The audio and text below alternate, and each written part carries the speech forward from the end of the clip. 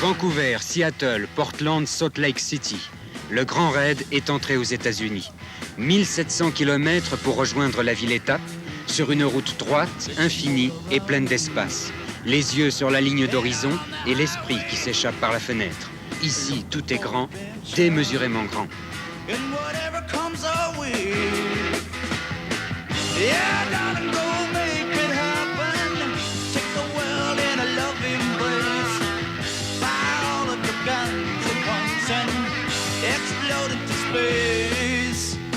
Les camions sans fin qui se précipitent à l'autre bout du continent, avec la curieuse impression que personne ne se trouve à leur volant, sauf quand un conducteur reconnaît votre voiture et vient à votre fenêtre vous parler de la France. Vous avez travaillé en France? Oui, j'étais un missionnaire là-bas. Missionnaire?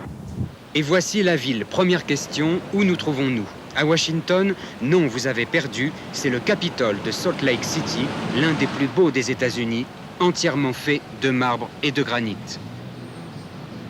Deuxième surprise en arrivant à Salt Lake City, c'est le printemps et les feux sont en fleurs. La preuve, ils chantent. Vous avez 8 secondes pour deviner pourquoi. Solution du problème, cette petite invention a considérablement facilité la vie des aveugles. Et voilà, c'est tout ce qui se passe à Salt Lake City. Enfin, presque tout, car j'allais oublier le plus important, c'est la ville des Mormons. Ils s'appelaient les saints du dernier jour, de drôles de gens pour l'époque, polygames et très respectueux d'une religion bien particulière. En 1840, ces idées passent mal. De New York, de l'Ohio, du Missouri, de l'Illinois, les Mormons sont chassés, persécutés. Des jours et des nuits durant, des convois de charrettes et de calèches sillonnent les montagnes et les plaines.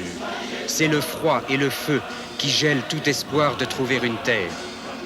En s'appuyant sur des documents d'expédition, le leader, Brigham Young, entraîne tous ses fidèles vers l'ouest et leur promet le paradis.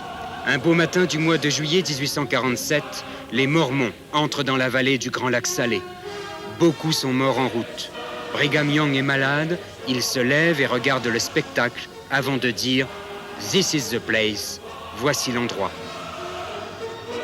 Un an après, 5000 personnes étaient déjà installées à Salt Lake City. Aujourd'hui, ils sont plus d'1 million. Majoritaires dans leur État, les Mormons représentent 3/4 de la population. Une population bien sage et dont la vie est réglée par un code de santé morale sans faille. Pas de drogue, ni de tabac, ni d'alcool. Créez une famille et dispensez la générosité et la cordialité, Dieu fera le reste. Et si vous oubliez la bonne parole, il y aura toujours quelqu'un pour vous la rappeler. Résultat, une des villes les plus propres des États-Unis, la vertu en robe blanche à quelques kilomètres de Las Vegas, la vicieuse. Il y a le temple des Mormons, construit en 40 ans et réservé pour les plus grandes cérémonies. Et puis il y a le temple du gouvernement mormon, entièrement financé par les dons des fidèles. De là-haut part la bonne parole à travers Salt Lake, l'Utah, les États-Unis et le monde. 150 missions, 30 000 missionnaires, un véritable empire. Avez-vous l'impression d'être des gens de religion ou être des gens de pouvoir? Des gens de religion, je vois. Je vois bien.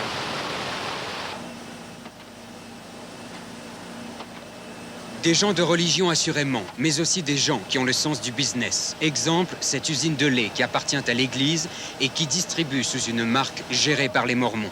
Ou encore la chaîne 5 de Salt Lake City, qui dispense ses ondes rédemptrices sur les quartiers du Seigneur. L'or, le plomb, le cuivre ont enrichi ces pionniers de la foi.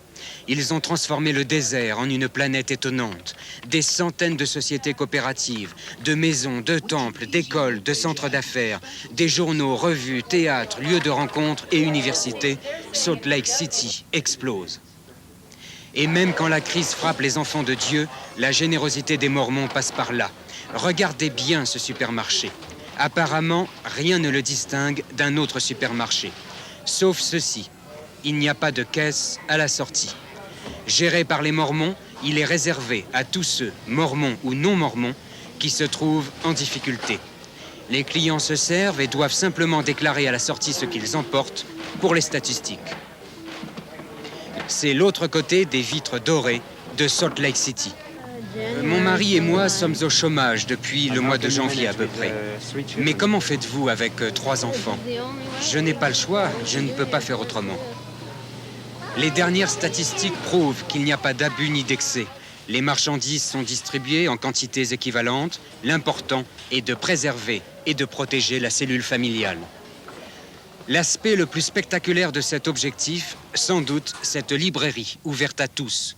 Le premier centre mondial de généalogie, organisé et toujours géré par les mêmes Mormons. La famille, disent-ils, est éternelle, elle est sacrée. Une véritable frénésie de connaître ses ancêtres, ses arrière-grands-parents, jusque dans la nuit des temps. Plus d'1,5 milliard de noms des États-Unis, du Canada, de l'Europe, de l'Afrique, de l'Asie. 1,5 million de rouleaux de microfilms, des millions de familles répertoriées. Votre nom et ceux de vos ancêtres sont imprimés ici, dans des centaines de fichiers. Les grandes questions trouvent ici une réponse. D'où viens-je et qui suis-je? Eh bien moi, je cherchais les noms de mes arrière-grands-parents et de mes grands-parents. J'avais juste quelques informations, quelques indications de base, dont l'année, c'était en 1910. Et grâce à ces fichiers, je les ai trouvés. L'autre côté de ce grand livre de noms, c'est cette montagne de granit à quelques kilomètres de Salt Lake City, et à l'intérieur de laquelle se trouvent des millions de microfilms originaux, à une certaine température et à un taux d'humidité invariable. L'endroit est interdit au public, il recèle toutes sortes d'informations sur vos familles et, selon certains, sur votre vie, ce dont se défendent les Mormons. Du petit village de 1847 à la capitale de 1985, un monde s'est construit sur les bords du lac Salé. Les frontières entre l'Église et le pouvoir, entre les missionnaires et les gens du business ne sont plus très nettes, au grand profit de ceux qui y croient, au grand regret de ceux qui ont déserté les rangs des Mormons. Ils veulent le pouvoir de telle manière qu'ils puissent manipuler la société du mieux qu'ils le peuvent. Mais quelle sorte de pouvoir ont-ils? Eh bien, le gouvernement, par exemple, et il contrôle aussi l'alcool. Chaque bouteille a une taxe d'État. Vous ne pouvez acheter de l'alcool que dans certains établissements ouverts à certaines heures de la journée. Les restaurants aussi doivent avoir des licences spéciales pour les vendre et ainsi de suite. Voilà Salt Lake City, car la ville n'est rien sans les Mormons. Ils sont la ville, omniprésents et formidablement organisés. Chacun connaît ici la musique.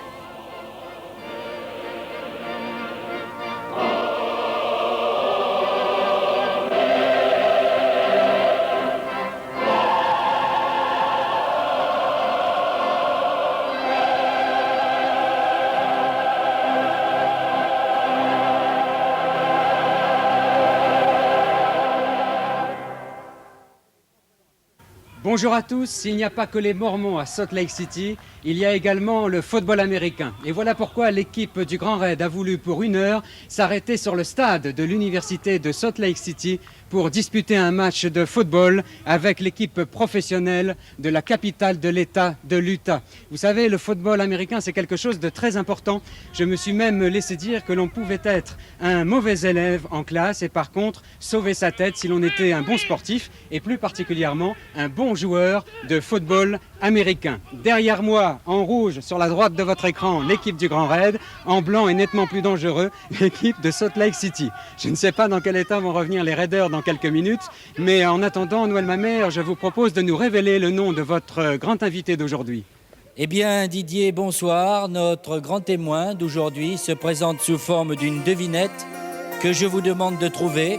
Elle est blonde, elle a les yeux clairs, elle est belle. Les cœurs solitaires ne sont que la moitié d'eux-mêmes. Ils se cherchent des yeux sûrs qui sont de se reconnaître. Ils envoient des silences codés, uniquement perçus par l'autre. Besoin d'amour, besoin d'amour, besoin d'amour. Eh oui, elle est belle et elle chante, elle a besoin d'amour. Elle a des lèvres pulpeuses, un regard très clair et un visage serein. Je vous demande d'identifier ce visage, Didier. Très facile, c'est Diane Tell. Diane Tell, vous avez trouvé, vous reviendrez en 19e semaine. Je vous félicite. Bien, Diane Tell, vous suivez le Grand Raid depuis longtemps. Vous suiviez même Didier lorsqu'il était l'un des concurrents de la course autour du monde. Alors, Oui. qu'est-ce qui vous étonne dans les aventures que mènent ces jeunes ? Ce que je trouve formidable, c'est tous les sujets qu'ils réussissent à nous dénicher, je ne sais où. c'est extraordinaire. On ne s'attend pas du tout à voir ces reportages. Il trouve chez les gens des choses extraordinaires à dire. Est-ce que vous avez été choqué par leur côté irrévérencieux vis-à-vis, par exemple, de notre jury ? Non. Moi, je m'amuse, je suis chez moi, je regarde ça, ça me fait plutôt rire qu'autre chose. Mais cela dit, je félicite toute votre équipe, c'est une très belle émission. Je félicite les raiders, je félicite aussi le photographe Gauthier Fleury. Gauthier Fleury pour ses photos parce qu'elles sont superbes. C'est bien la première fois qu'on entend son nom ici et pourtant il participe de manière aussi active que les autres au succès de cette émission qui, je crois, est très regardée dans votre pays, au Canada. Oui, nous regardions. Moi, j'habite en France depuis le début de l'année, donc j'ai pas vu Alors, au Canada. vous le regardez sur Antenne 2. Oui, voilà. Mais j'ai vu, par contre, les émissions précédentes, des années précédentes, au Canada. Alors, qu'attendez-vous ce soir du programme que vont nous présenter nos raiders ?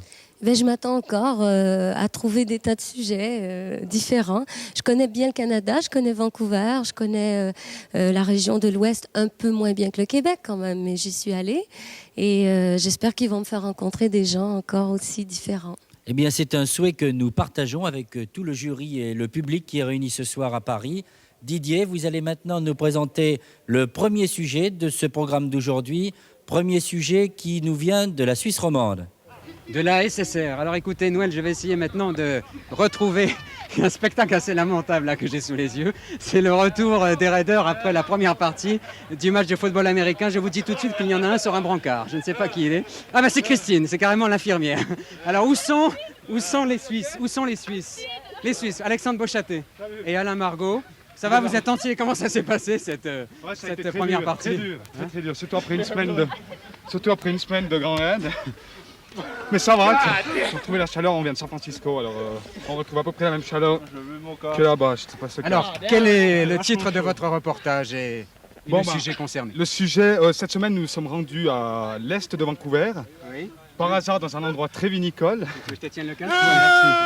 Et puis là, nous avons rencontré des Suisses chez qui nous avons pu dormir, ils étaient très sympathiques. Il y a d'ailleurs énormément d'Européens dans ce coin-là qui ont importé il y a plusieurs années la culture vinicole.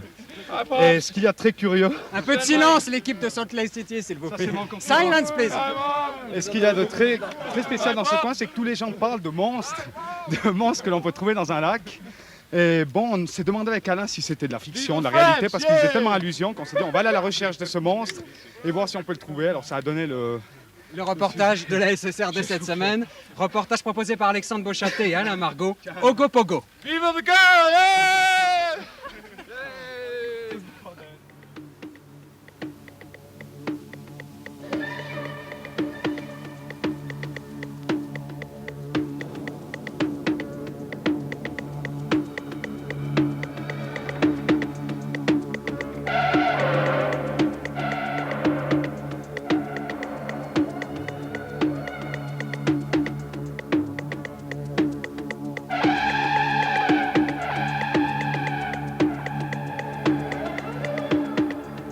Okanagan Valley, en Colombie-Britannique. Une étrange légende indienne entoure ce lac depuis plusieurs siècles. Celui-ci serait habité par une créature identique à celle du Loch Ness écossais. Madame Arlene Gole, spécialiste en la matière, nous fait part de ses recherches. L'Ogopogo est un animal légendaire du lac Okanagan.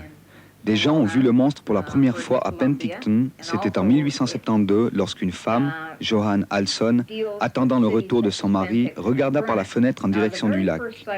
Elle aperçut une étrange créature se déplaçant en surface de l'eau. Elle fut très effrayée et crut que son mari avait été mangé par le monstre alors qu'il pêchait sur sa barque. Depuis lors, les apparitions se multiplièrent et les témoignages devinrent nombreux dans la région. Comme beaucoup de personnes, je crois qu'il existe quelque chose dans le lac. Mes parents et grands-parents en parlaient déjà. Ils ont vu l'animal plusieurs fois. Je n'ai pas eu cette chance-là. Il existe un Ogopogo dans le lac, réellement. Il y a des tas de preuves. Moi-même, alors que je me trouvais sur un bateau en promenade, j'ai aperçu des vagues sous la coque. Le monstre nous a heurtés, il y eut comme un tremblement. J'ai vu une queue sortir de l'eau et disparaître aussitôt. Oui, l'Ogopogo existe. Ogopogo est une créature célèbre dans le lac Okanagan. Je crois qu'il existe réellement, bien que je ne l'ai jamais vu. Un jour, j'ai aperçu un phénomène sur le lac. Depuis lors, je me suis fortement intéressé à l'Ogopogo. J'ai écrit un livre grâce à tous les documents que j'ai pu réunir et les témoignages que j'ai recueillis. La presse s'y est intéressée également. Les gens m'envoyaient des photographies et le phénomène prit très vite de l'importance.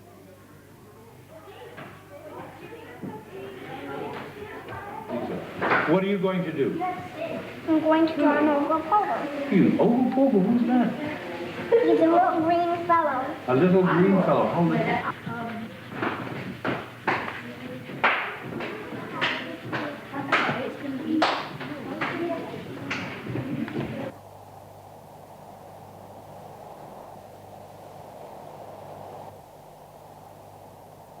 Les commerçants ont senti le filon et profitent amplement de toute la publicité faite autour du monstre. Je vous présente Ogi. Aujourd'hui, c'est un jouet très populaire que les touristes achètent en souvenir.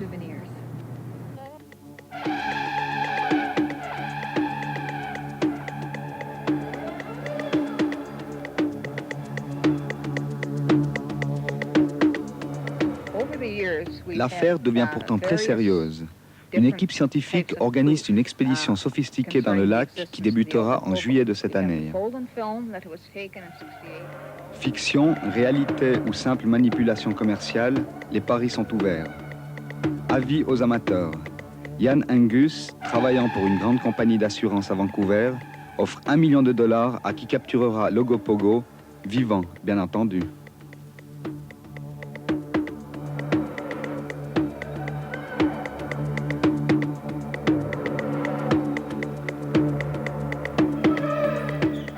L'Ogopogo, version canadienne du monstre du Loch Ness. Diane Tell, dans votre enfance québécoise, avez-vous entendu parler d'autres monstres de ce genre dans votre pays?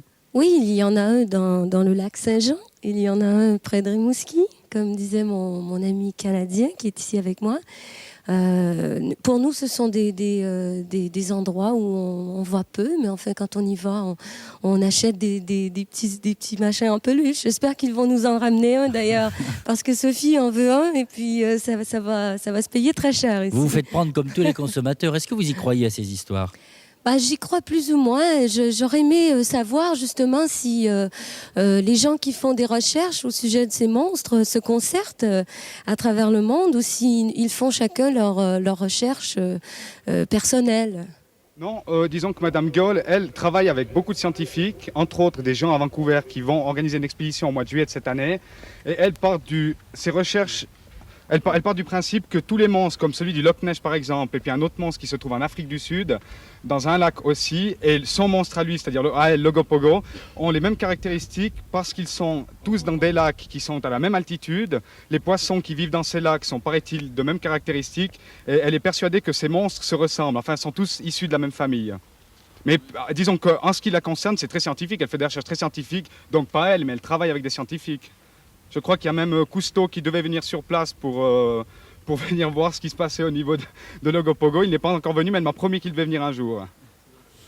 Oui, vous êtes sûr que c'est pas encore une Arlésienne ou un autre monstre, ça, Cousteau qui doit venir? Vous y croyez, vous, à cette histoire? Nous, on y croit parce qu'on s'est retrouvés sur le lac un après-midi, mais malheureusement, on avait oublié de prendre notre caméra avec. Mais l'Ogopogo est sorti de l'eau. Ah bon, d'accord. Vous y croyez, j'espère bien. Vous y croyez, n'est-ce pas? Il faut le voir pour y croire. Bien, on vous note maintenant en commençant par José Sacré pour Télé Monte Carlo. 6, 3, 3, 3 et 8, total 23. Votre reportage démarre bien dans le mystère. Et puis je trouvais que c'était un peu trop sérieux. Moi j'aurais aimé voir ce reportage se poursuivre dans le mystère, dans l'humour, pourquoi pas, dans le suspense. Je trouve qu'il n'y a pas d'émotion, ça manque un petit peu d'émotion. Mais surtout que les scientifiques n'aillent pas fouiller le lac, laissez-nous rêver. Bruno Albin pour Antenne 2. Juste rapidement, c'est la queue de l'Ogopogo que vous avez vue quand vous étiez sur le bateau? Ce sont les cornes de l'Ogopogo.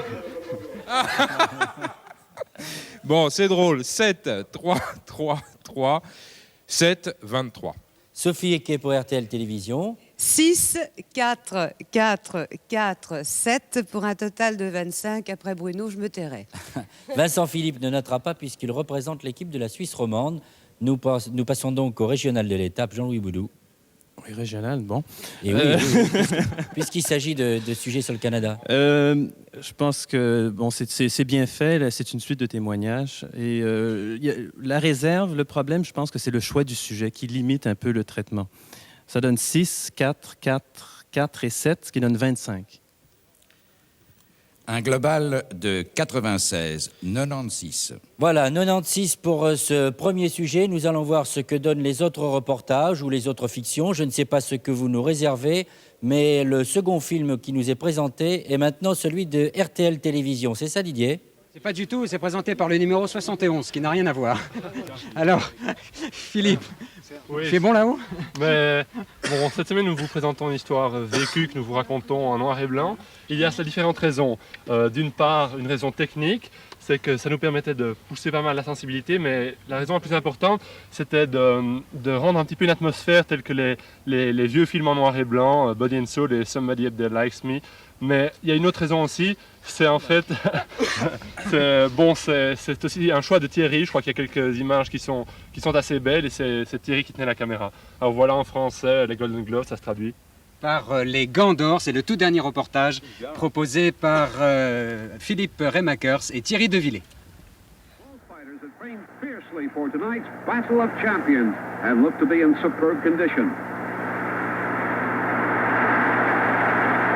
Champion Lamada, the slugger, challenger Ray Robinson, the master boxer puncher.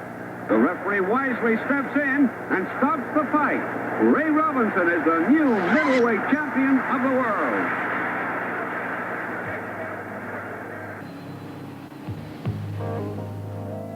C'était la nuit. Un samedi d'hiver dans le quartier indien. Foutu quartier pourri. Mon premier combat pro. Ce combat, je le redoutais, mais jamais je n'aurais imaginé qu'il se terminerait ainsi. Ça tombait mal. La journée du Halford Day. Comme chaque mois, les Indiens avaient reçu leurs $200 du gouvernement. Et ils avaient déjà tout bu. Je m'en souviendrai. J'allais rencontrer Duncan Wingate, leur idole, déjà 2 fois vainqueur des Golden Gloves de Vancouver. Il venait de passer pro. Et pour nous deux, ce match était important. $500 à la clé. Les flics ont rappliqué juste pour me dire « Fais attention, ils sont tous fous. J'en ai même vu boire de l'eau de Javel. Ils sont déchaînés, alors fais gaffe à toi. » Le combat a commencé à l'heure prévue. Les agents de la sécurité encadraient le ring. L'adversaire de Dale Walters, médaillé aux Jeux Olympiques de Los Angeles, est l'Indien Duncan, né dans la banlieue la plus galeuse de Vancouver, entre Hastings et Main Street. Il était devenu boxeur parce que là-bas, les Indiens n'ont pas le choix. C'est la délinquance ou la boxe. Sa famille habitait dans la réserve du Mount Currie, une des plus pauvres du nord de la Colombie-Britannique.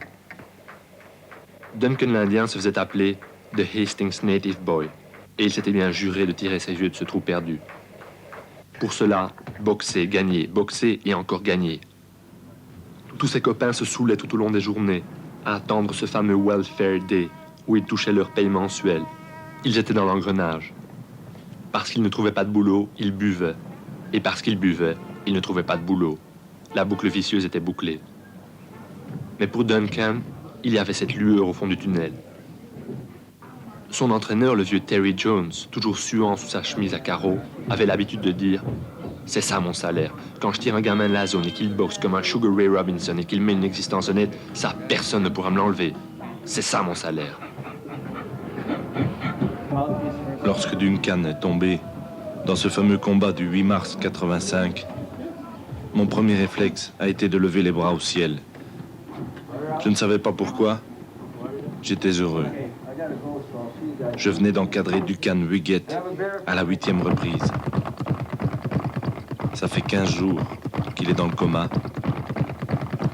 Duncan ne pourra plus jamais boxer.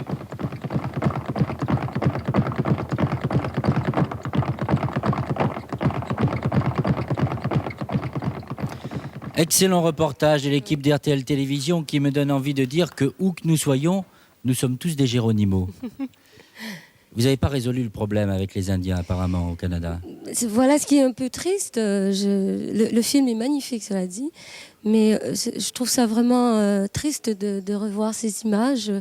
Et j'espère que c'est pas partout comme ça. Et je voudrais demander à nos rédars si c'est un problème que l'on retrouve surtout en ville ou si à la campagne ou dans certaines régions un petit peu à l'extérieur de Vancouver, les Indiens se débrouillent pour avoir une vie meilleure que celle qui leur est réservée, quoi. Oui, alors ça c'est très très variable. Il y a d'une part les Indiens qui ont eu des territoires tout près de la baie de Vancouver et qui ont fait énormément d'argent en vendant de l'immobilier, qui sont très très bien installés. Il y en a d'autres qui sont dans des bas quartiers de Vancouver ou même en dehors, comme dans la réserve du Mount Currie, où ils ont beaucoup de problèmes pour survivre. Autrement dit, dans cette société, il n'y a pas de middle class comme aux États-Unis. Soit on est pauvre, soit on est riche, ou il n'y a pas d'intermédiaire. Absolument. Bien, on va vous noter, si vous le voulez bien, en commençant par José Sacré pour Télé Monte Carlo. 7, 5, 5, 4 et 10, total 31. On a fait des heures et des heures de films sur la boxe, Raging Bull, Rocky et beaucoup d'autres. Vous, en 3 minutes 30, vous avez presque tout dit. Votre film est monté comme une fiction. C'est en même temps un document sur la réalité difficile des Indiens, de certains Indiens au Canada. Bonne idée que d'avoir utilisé le noir et blanc, même si c'est moins séduisant pour les spectateurs. Et bonne idée aussi que cette image de fin, ce punching ball qui fait clignoter le visage du boxeur. Bruno Albin pour Antenne 2. 8, 4, 5, 5 pour le commentaire, remarquable justesse de ton dans le commentaire, 9 pour l'appréciation personnelle, 31 points. Sophie Eke ne notera pas puisqu'elle représente RTL Télévision. Nous passons donc à Vincent Philippe pour la Suisse romande. Mes notes, 7, 5, 6, 5, 10, ce qui fait un total de 33. Je veux justifier cette très bonne note comme mes petits camarades. En disant d'abord que ça m'ennuie, c'est toujours au même qu'on doit donner les meilleures notes. J'aime pas beaucoup la boxe, j'ai été très touché par ce film. Bon, on a parlé de l'image de la fin, il y a aussi ce long plan dans le couloir qui a abouti devant le ring, on voit les gants. Et j'aimerais dire à propos du commentaire, cette manière de se mettre à l'intérieur du commentaire, de le vivre de l'intérieur est extrêmement forte. Et aussi cette manière de nous révéler un fait social à travers une histoire et non pas simplement à travers une description. C'est très très bien. Jean-Louis Boudou pour Radio-Canada. Moi, je trouve qu'il se dit des choses très intéressantes sur ce film. Je pense que c'est un excellent reportage qui est traité avec beaucoup de sensibilité et que ça montre un peu la pointe d'un iceberg qui est tout le problème des Amérindiens. Et en 3 minutes 30, c'est très bien fait.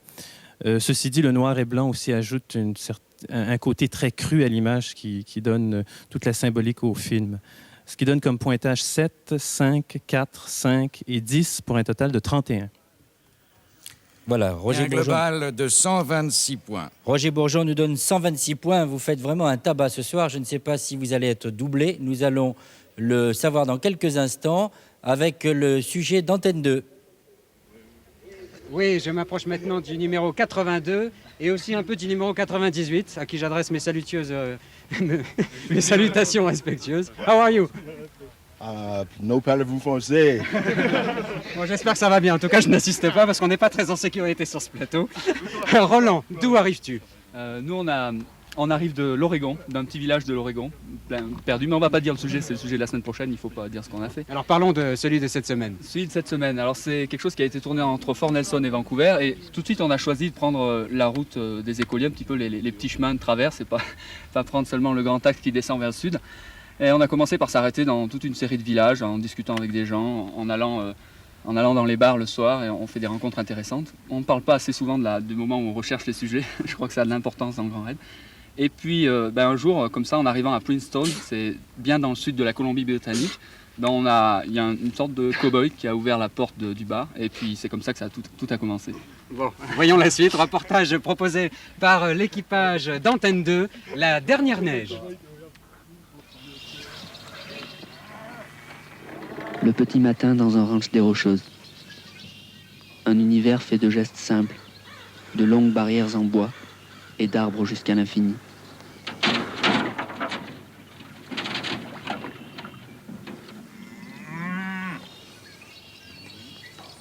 Et puis l'odeur du bétail partout. Ce sont tous nos rêves de gosses qui sont là.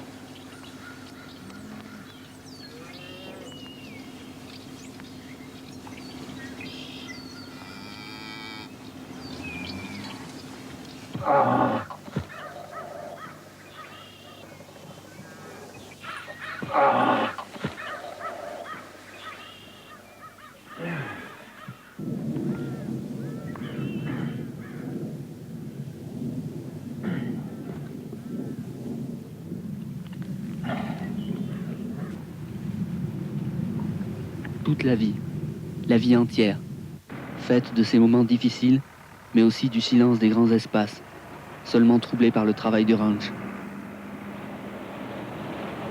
Ici, c'est le troupeau qui commande l'ordre des choses.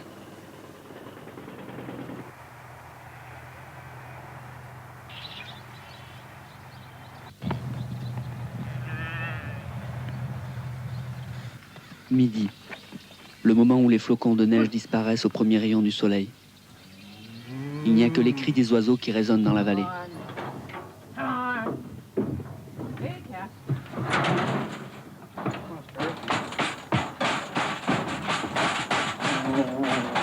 Comment peut-on prévoir de quoi l'après-midi sera fait?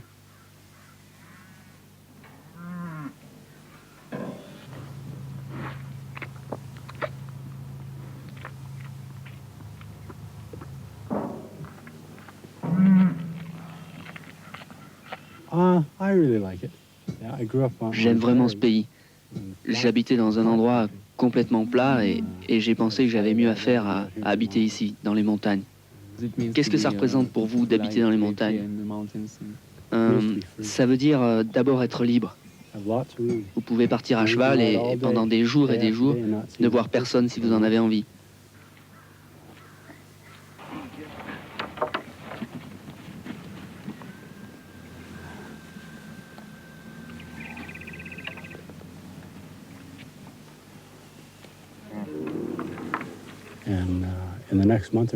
Le mois prochain, c'est le printemps, et je n'en suis pas sûr, mais je crois qu'on verra des ours. Ici, ce qui est bien, c'est qu'on peut voir beaucoup d'animaux sauvages. Vous savez, c'est mon premier hiver ici. J'habitais avant plus au nord, et il n'y avait pas tant d'animaux. Des chevreuils, par exemple, comme on voit beaucoup. Le travail, je ne sais pas vraiment quoi en dire. Ce qui est sûr, c'est que prendre soin des animaux est la priorité avant tout. On démarre la journée très tôt, vers 6 heures, et le soir, on rentre vers 8 heures, parfois plus tard encore. Et pendant ce temps-là, on a travaillé tout le temps. En ce moment, c'est difficile parce que, avec la neige, on doit faire très très attention.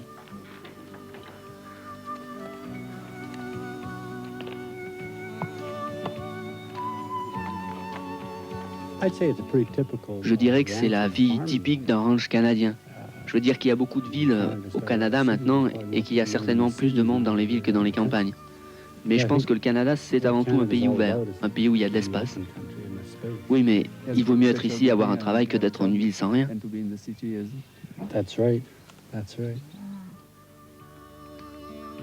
Tout est simple. Réparer une barrière, sceller son cheval, ou tout simplement parcourir les terres pour voir si tout va bien. C'était les dernières neiges dans l'Okanagan. Mais il a fallu reprendre la route vers l'ouest.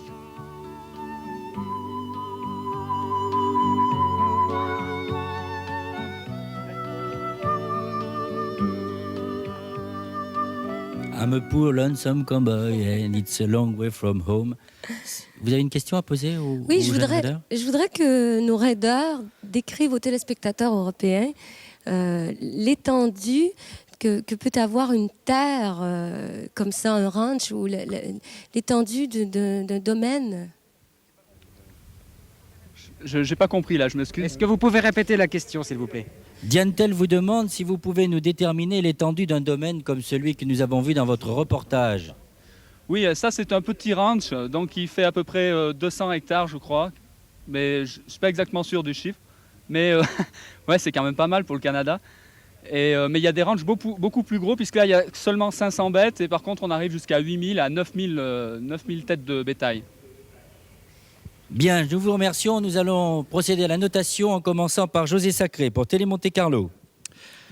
7, 4, 4, 3 et 9. Total 27. C'est une grande bouffée d'air frais que vous nous envoyez. Merci. Bruno Albin se dispensera de commentaires et de notations puisqu'il représente Antenne 2. Nous passerons donc à Sophie Eke pour RTL Télévision. 7, 4, 4, 4, 8 pour un total de 27. Merci pour cet air frais. Vincent Philippe pour la Suisse romande. Oui, on décroche un petit peu avec ce Lucky Luke au bout d'un certain temps, mais quand même, comme dans la dernière émission, ces grands espaces de l'Ouest, moi, me font rêver, ça me plaît. Mes notes, 6, 4, 5, 4 et 8, ce qui fait un total de 27. Jean-Louis Boudou pour Radio-Canada. Oui, moi, je suis un peu embêté avec ce genre de sujet parce que vous dites dans le film que vous retrouvez là vos rêves de gosse, alors quand on vient de là-bas, on n'a pas nécessairement les mêmes rêves que vous. Donc, ceci dit, il y a quand même la recherche d'une atmosphère et c'est honnête comme reportage. Ce qui donne 6, 4, 4, 4, 8 pour un total de 26. Et un global de 107 points. Bien, Didier, je vous propose de voir immédiatement le 4e reportage de ce programme d'aujourd'hui. Oui, Christine et Guylaine. Christine que j'ai vu revenir tout à l'heure sur un brancard. Comment ça s'est passé cette première partie de match? Je peux vous dire que les gens qu'on avait en face, ils sont taillés pour faire un raid. Ça, c'est sûr. Bon, en tout cas, vous aussi, vous êtes nettement plus impressionnante avec votre tenue. Alors, le reportage d'aujourd'hui. Attention à ce que tu dis. Le reportage proposé par les Bad Girls. Alors, il y a des gens qui vivent un drame. On en parle beaucoup. Ils font la une des journaux, à la radio, à la télévision. Puis après, on parle un petit peu moins d'eux et puis finalement, on les oublie. Alors nous, on s'est intéressé à des gens qui ont vécu un drame, des boat people, et on a voulu montrer qu'il y a toujours une fin à une histoire. Télé Monte Carlo vous propose Épilogue.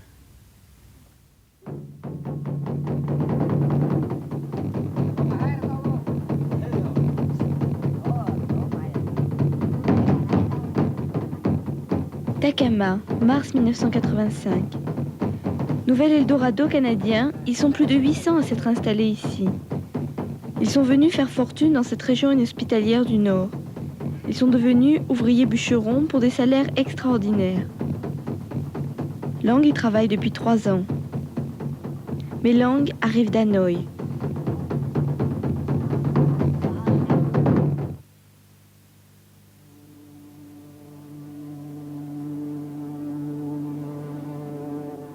Hanoï. C'était le 12 avril 1979. Nous étions 150 embarqués sur le bateau. Il y avait Lily, ma femme, mon frère et mes 2 enfants. Nous avons fui le Vietnam. Nous avons tout quitté. Notre maison, notre famille, notre identité. Mais nous voulions notre liberté. Un petit bateau, 2 mois de mer pour une destination inconnue. Une mort qui vous prenait un à un.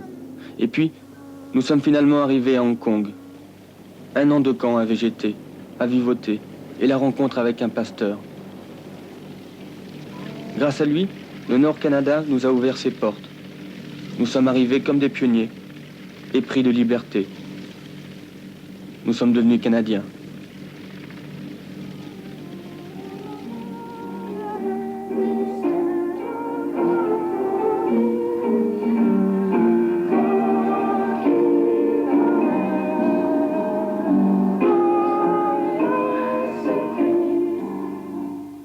Grapefruit 45 and a fat-burning plan that won't let you down. I lose up to a pound a day.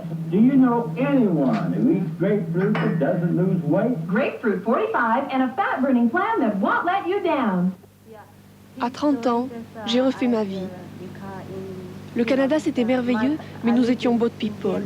Sans argent, sans amis, sans famille, sans métier et sans pouvoir parler cette langue étrangère. Pendant 2 mois, on a dû manger une nourriture trop nouvelle pour nous et s'habiller en 2e main. Et puis, Lang a travaillé dans le bois et nous avons été adoptés. Mes enfants sont de vrais Canadiens maintenant, avec en plus une culture asiatique.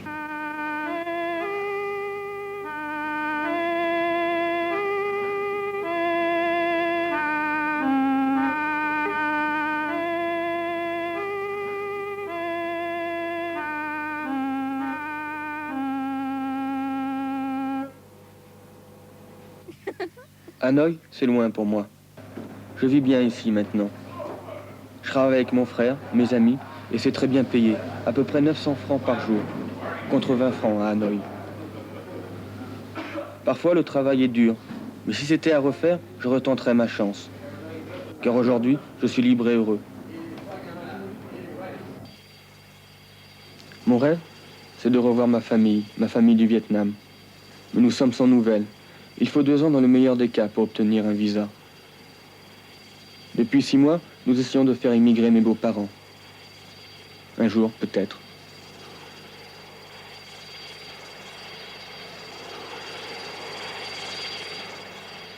Diane-Telle, grande capacité d'intégration de ces populations, mais aussi Canada, terre d'accueil. Oui, terre d'accueil. Je suis très contente de savoir que ces familles réussissent à se refaire une vie. Il disait que son rêve, c'était de revoir sa famille. Moi, en voyant ce film, je rêve un petit peu à la mienne, puisque j'habitais à Val-d'Or, qui est une ville au nord du Québec qui est entourée de sapins, d'épinettes, comme on a vu dans le film. Et c'est vrai que c'est pas très facile d'habiter dans ces régions-là. Le travail est très dur. On gagne beaucoup d'argent, mais ça coûte très cher pour acheter ce qu'il nous faut pour vivre. Et mon père était étudiant lorsqu'on est allé habiter là-bas, et c'était aussi pour se refaire une vie, payer toutes ses dettes. Alors ça me rappelle des tas de choses, et j'ai bien aimé ce film. C'est très touchant. Merci Diane de ce témoignage. Nous allons procéder à la notation, en commençant cette fois par Bruno Albin pour Antenne 2, puisque José Sacré représente Télé Monte Carlo et ne note pas. 7, 3, 3, 3, 7, total 23. Sophie Eke pour RTL Télévision. Eh bien, 6, 3, 4, 3, 7 pour un total de 23.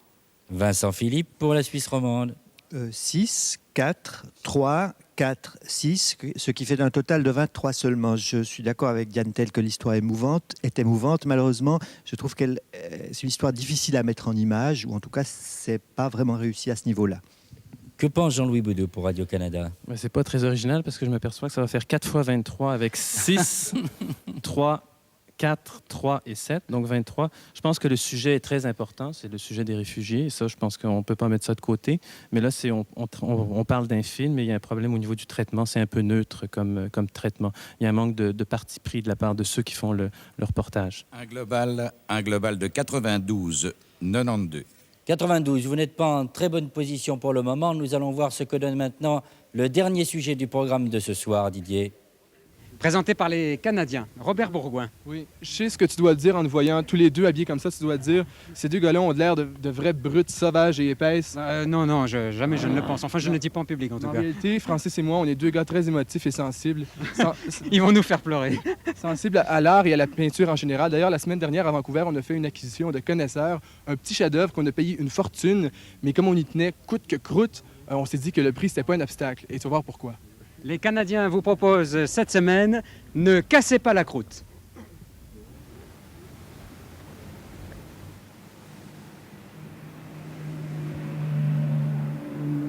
Norman Watt, administrateur d'université passionné d'œuvres d'art et de peinture. À chaque année, il parcourt le monde à la recherche de toiles rares. À Vancouver même, il arrive parfois à mettre la main sur l'une d'elles.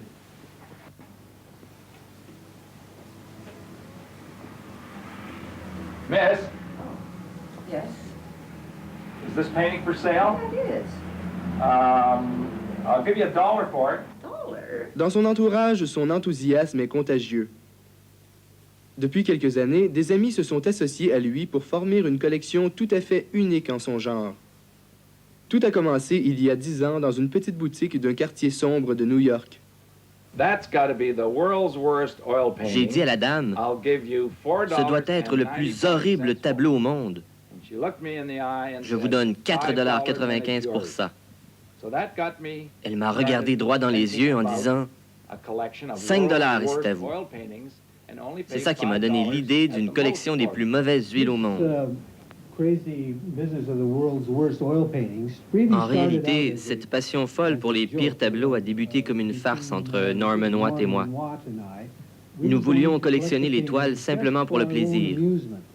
Mais nous en avons tellement accumulé que nous ne savions plus où les mettre.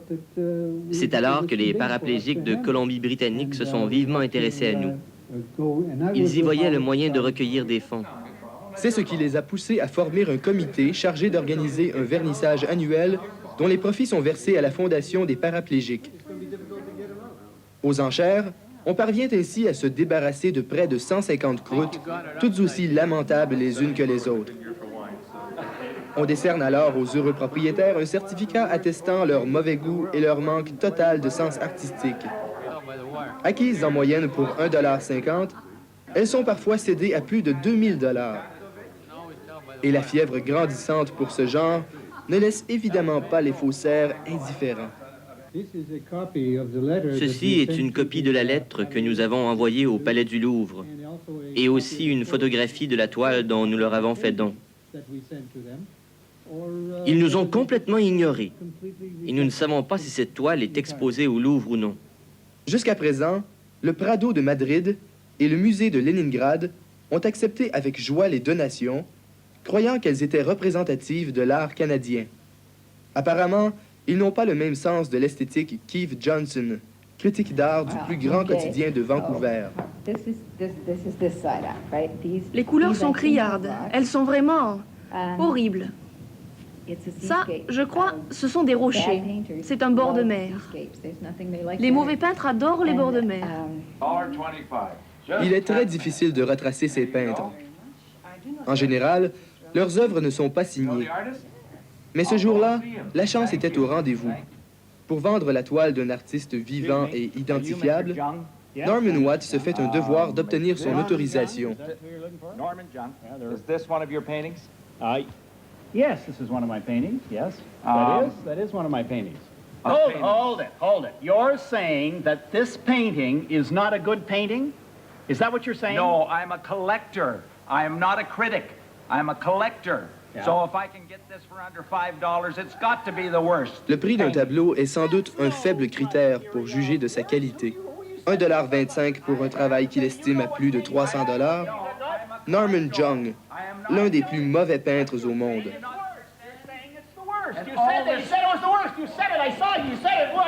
Mais il y a un grand danger avec tout ceci. Avec le temps, j'y prends goût. Ah oui, bravo, il faut l'applaudir. Le musée des horreurs vu avec beaucoup d'humour. Diane Tell, qu'en pensez-vous? Je trouvais ça très drôle. Je vais aller au Louvre pour vérifier si on n'y trouvera pas cette peinture. Je voudrais savoir si vous vous êtes mis à la peinture et on a essayé de vous acheter vos œuvres pour que vous rencontriez ces gens. Ou comment vous avez fait pour dénicher ce sujet? On est allé à Radio-Canada. D'abord, on remercie les gens de Radio-Canada Vancouver. Et c'est eux qui nous ont donné l'idée. Mais après ça, il a fallu aller voir par nous-mêmes et on a constaté que c'était tout à fait loufoque et vraiment, c'était vraiment génial. C'est très bien, en effet. C'est bien tourné aussi, il y avait beaucoup d'humour dans la façon dont vous avez tourné le sujet, c'est très bien. C'est vrai. Allez, on va vous noter maintenant, si vous le voulez bien, en commençant par José Sacré pour Télé Monte Carlo. 8, 4, 3, 4, 9, total 28. Jusqu'à ce soir, je ne connaissais pas la peinture canadienne, celle-là en tout cas, je n'en dirai rien. Jusqu'à ce soir, je ne connaissais pas l'humour canadien, j'aime. Bruno Albin pour Antenne 2. Alors 9, 4, 3, 4, 9, un total de 29. Je dirais que j'ai peur pour vous, Diane, que votre promenade au Louvre soit infructueuse, car j'ai eu peur que nous n'ayons pas exactement le même sens de l'humour que les Canadiens. Sophie Equet pour RTL Télévision. Mais pour ma part, je crois que je pourrais figurer au hit parade des croûtes parce que je ne sais même pas peindre un bord de mer. 8, 4, 4, 5, 9 pour un total de 30 points. Vincent Philippe pour la Suisse romande. Moi, je dirais que décidément, j'adore les pinces sans rire, je dirais les pinceaux sans rire anglo-saxons. Et surtout quand c'est fait pour une bonne cause, celle des handicapés, si j'ai bien compris. Alors mes notes, 8, 5, 4, 5, 9, ce qui fait un total de 31. Jean-Louis Boudou ne note pas puisqu'il représente Radio-Canada, ce qui nous fait un total, Roger ? 118 points. Bien Didier, avant de passer au classement hebdomadaire, il nous faut connaître maintenant les points de bonification que vous avez accordés à vos 10 compagnons du Grand Raid.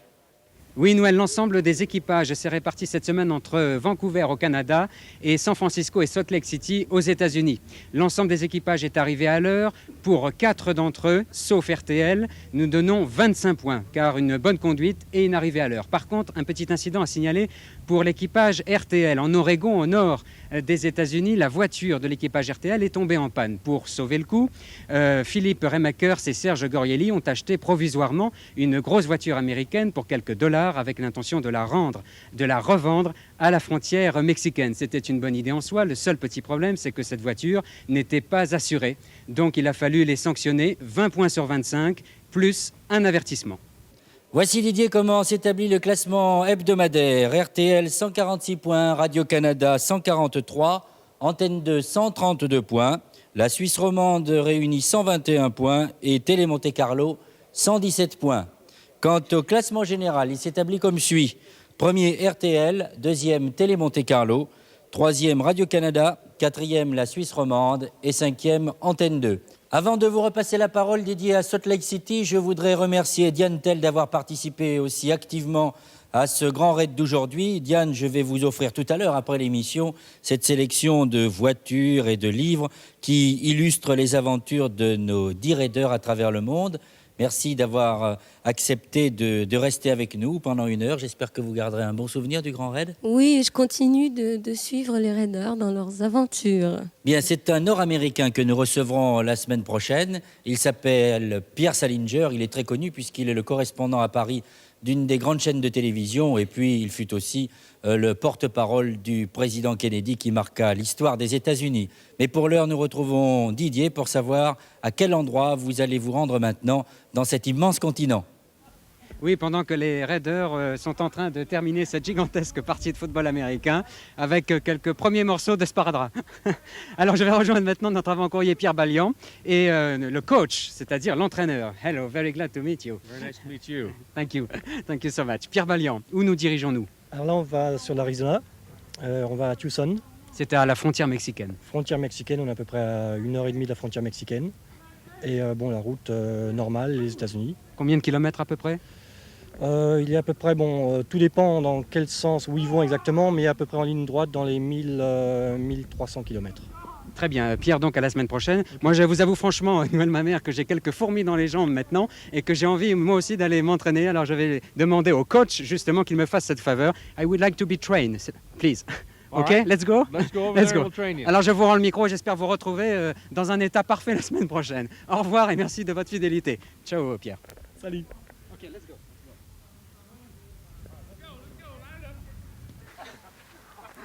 Green 11, set, Howard, right, pass, boost, boost, boost. Yes, let's try. Allez, vas-y, on recommence. OK, let's go. Everybody remember where they are. Blue, blue!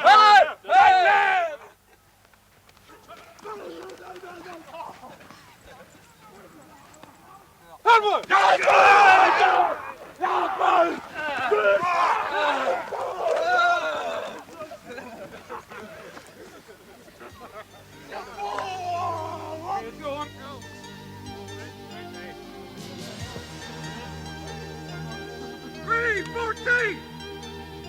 Green 14! Come in! Set! Come on!